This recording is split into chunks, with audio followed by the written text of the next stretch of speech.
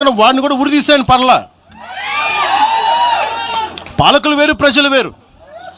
మీరు పాలకులను తిట్టుకున్న ప్రజలను తిడితే, విద్వేషాలు రెచ్చగొడితే ఈ దేశం ఎటుపోద్ది?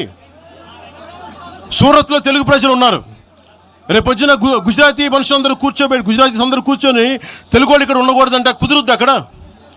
నాందేడ్లో ఉన్న తెలుగు వాళ్ళు, షోలాపూర్లో ఉన్న మన తెలంగాణ తెలుగు వాళ్ళు అందరూ కూర్చోబెట్టి మా మహారాష్ట్రీయులు తిరగబడితే ఏమవుద్ది? దేశం నిలబడద్దా?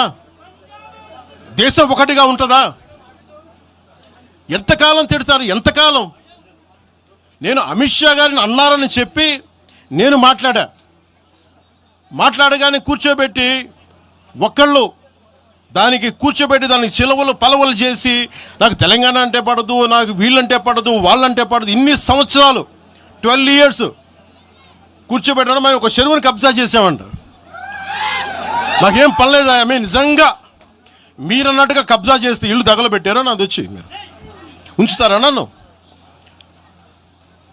ఒక్కొక్కళ్ళు కూర్చోబెట్టి 111 జీవోలు ఏమేం చేశారు అటు చూసిపోండి, అటు చూడండి. నిజంగా ఈ రోజున తెలంగాణ రాష్ట్ర ముఖ్యమంత్రి గారికే చెప్తున్నా, రేవంత్ రెడ్డి గారికే చెప్తున్నా,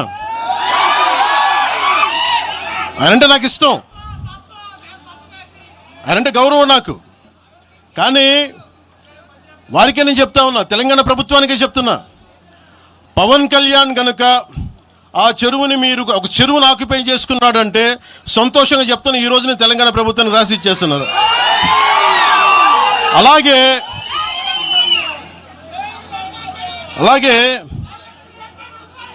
లెఫ్ట్ మేము వామపక్షవాదులు అని చెప్పి ఒక ఎనలిస్ట్ మాట్లాడతా,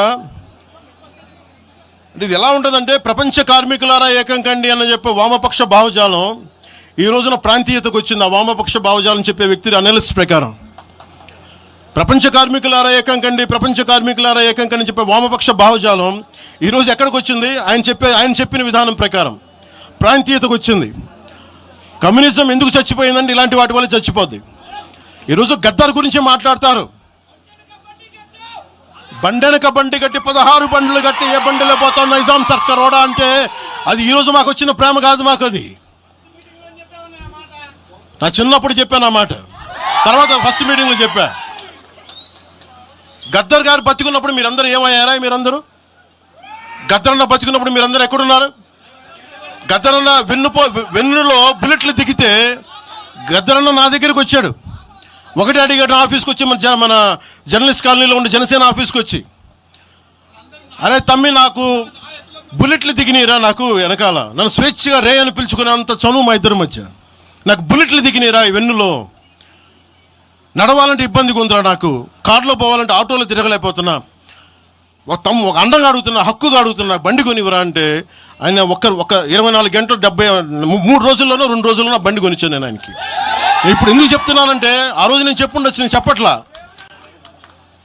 మీకేం తెలుసు గద్దర్ గారి గురించి? మీకేం తెలుసు? మీరేం మాట్లాడతారు గద్దర్ గారి గురించి? బతుకున్నప్పుడు ఆయనకి ఏం చేశారు? మీరందరూ బతుకున్నప్పుడు మీరేం చేశారు ఆయనకి? మీరు పర్మిషన్ ఇవి కూడా ఇవ్వాలా? మీరు ఒక్కళ్ళు మాట్లాడలా? ఏదైనా అవసరం వస్తే నా కాడకు వచ్చి ఆయన గద్దరన్న ఏంటి ఏమనుకుంటున్నారు మీరు? నేను పాలిటిక్స్లోకి వచ్చాక తెలుసు అనుకుంటున్నారా గద్దరన్న? మీరందరూ చూసిన ఖుషీ సినిమా చూసిన తర్వాత చిరంజీవి గారు ఫోన్ చేశారు నాకు, అరే గద్దర్ గారు ఫోన్ చేస్తున్నారా నీకోసం, ఒకసారి నేను కలవాలంటాను. ఆయన ఒకటే మాట అన్నారు చూసి, అరే మా పోరలు చూపించిండ్రా బాబు నీ సినిమా పాట, దాంట్లో నువ్వు భారతదేశాన్ని తాకట్లో పెట్టే విజువల్ పెట్టావంట, నువ్వు మాకు అర్థమవుతుందా, మా భావాలు అర్థం చేసుకున్నవాడు అని చెప్పి.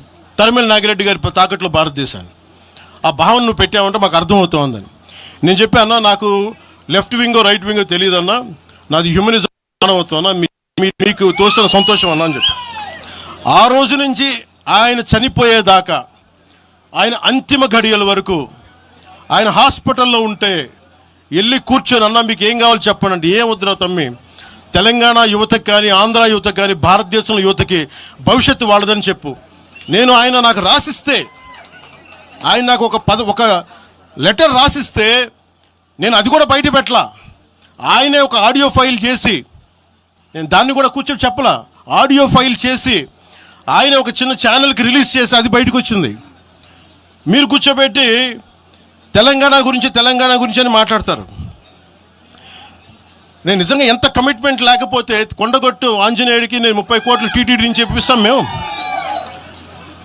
₹1 కోటి ఎందుకు మా కూర్చోబెట్టి తెలంగాణ ప్రభుత్వానికి ఇస్తాం? ఆపదలో ఉన్నప్పుడు, విపత్తుల్లో ఉన్నప్పుడు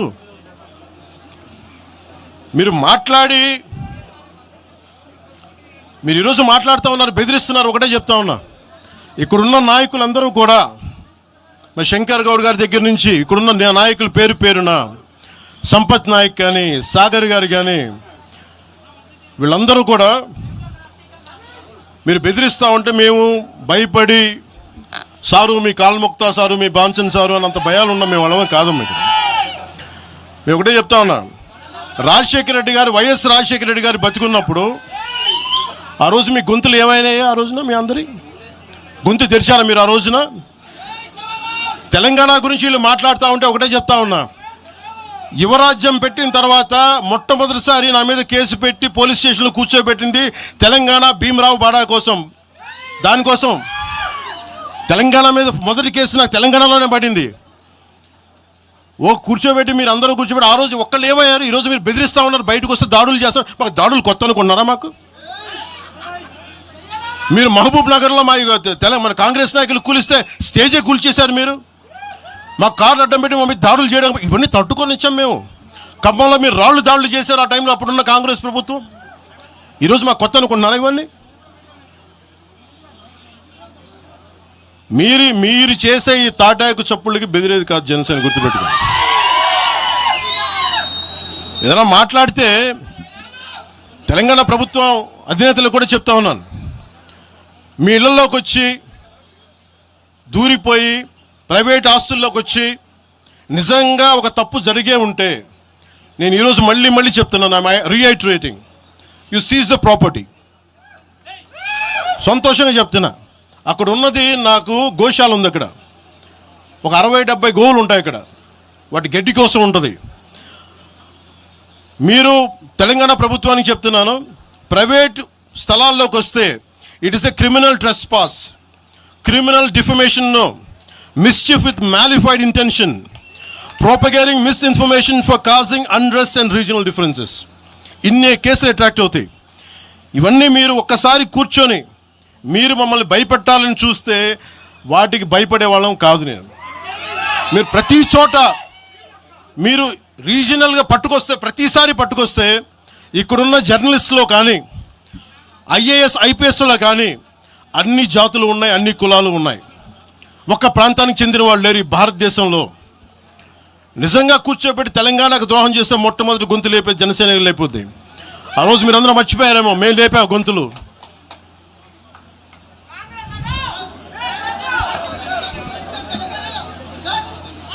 కాంగ్రెస్ హటావ్ దేశ్ బచావ్ అని అంటానికి ఈరోజు ఇందాక మీరు చెప్పినానికి చెప్తున్నా, కాంగ్రెస్ నాయకులు మాట్లాడుతున్నారు కొంతమంది, అందరం చెప్పట్లా. కొంతమంది నాయకులు కూర్చొని మాట్లాడుతూ ఉన్నారు, నువ్వు ఎలా తిరుగుతావు, రోడ్ల మీద చూస్తాం, నాలుకలు కోస్తాం, నాలుకలు చీరుస్తామంటే, రండా బాబు మీకు నాలుకలు తీసి చూపిస్తాం మీకు కోసుకొని. అలాగే మీరు ఒకప్పుడు ఇలా మాట్లాడిన నాయకులందరూ రాజశేఖర రెడ్డి గారు తెలంగాణకి విభజనకి నేను వ్యతిరేకం నేను అన్న చెప్పిన వ్యక్తికి పక్కన ఉన్న కొమ్ము కాసిన వాళ్ళు వీళ్ళందరూ వీళ్ళు మాట్లాడతారు. నిజంగా నాకు చివుళ్ళ మల్లికార్జున్, శ్రీశైలం చెంచు పెంటల నుంచి వచ్చిన, చెంచు గూడెల నుంచి వచ్చిన కుర్రాడు, 16-17 ఏళ్ళ కుర్రాడు,